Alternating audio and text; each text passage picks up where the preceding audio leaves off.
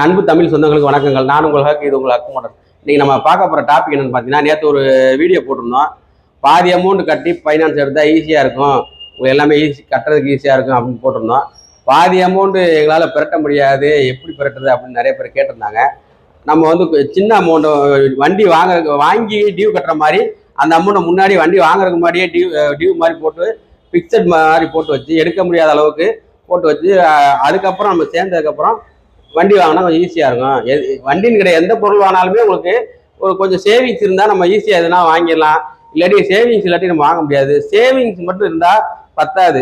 அது உங்களுக்கு சேர்த்து வச்சு நீங்கள் இப்போ ஒரு 10 வருஷமாக சேர்த்து வச்சுருக்கீங்க, அந்த அமௌண்ட் வந்து வேல்யூ கம்மியாயிரும், மணி வேல்யூ. அதில் அதை வந்து இன்வெஸ்ட் பண்ணி வச்சுருந்தீங்கன்னா தான் அது யூஸ் ஆகும், மல்டிபிள் ஆகும் அந்த அமௌண்ட்டு. இதே ஒரு கோல்டு வந்து ஒரு 20 வருஷத்துக்கு முன்னாடி கோல்டு பார்த்தா 800 1000 இருந்துச்சு, இப்போ 8000 வந்துருச்சு. அதே மாதிரி ரியல் எஸ்டேட்டில் இப்போ இடத்துல போட்டு வச்சிருந்தாலும் ஒரு லட்ச ரூபா இருந்த இடம் 19ல் இப்போ வந்து 3 லட்சம் ஆயிடுச்சு.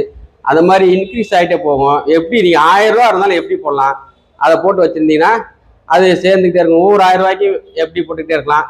அதே மாதிரி மியூச்சுவல் ஃபண்டு போடலாம். மியூச்சுவல் ஃபண்டு மொத்தமாக போட்டால் ஒன்றும் இல்லை. அது இல்லாமல் மொத்தமாக போட முடியல எங்களால் அப்படின்னா எஸ்ஐபி இருக்குது, சிஸ்டமேட்டிக் இன்வெஸ்ட்மெண்ட் பிளான். அதில் போட்டிங்கனாலும் அது இன்க்ரீஸ் ஆகிட்டே இருக்கும். மியூச்சுவல் ஃபண்டு பூரா ஷேர் மார்க்கெட்டை சார்ந்தது இருக்கும். அது வந்து மார்க்கெட் ரிஸ்க்கை பொறுத்து தான் ஏறும் இறங்க. அதனால் அதை பார்த்து நல்லா கன்சல்ட் பண்ணி போட்டுக்குங்க.